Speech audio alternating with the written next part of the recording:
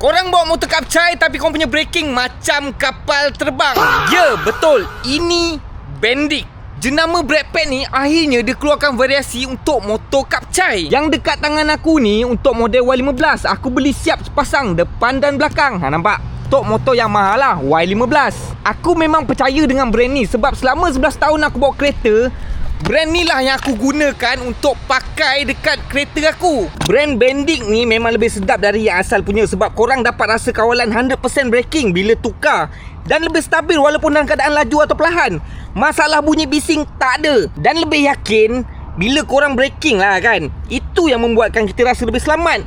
Nak lagi bila dalam keadaan yang cemas. Contoh, bila tiba-tiba ada kemalangan dekat depan, korang brake, lagi mantap dia punya point braking tu. Brand ni juga bukan sekadar nampak premium saja, tapi kualitinya memang mantap. Sebab dia ni kalau korang pakai, dia kurang haus dan nipis berbanding jenama yang lain ataupun yang asal ada dekat motor ni. Takkanlah aku nak pakai barang cak ayam untuk braking. Korang pun tahu aku buat braking ni memang aku tekankan sikit yang barang-barang premium high end, geng. Depan dah nipis, berabuk lah. Warna-warna biru dia nampak cantik Biruan dia nampak.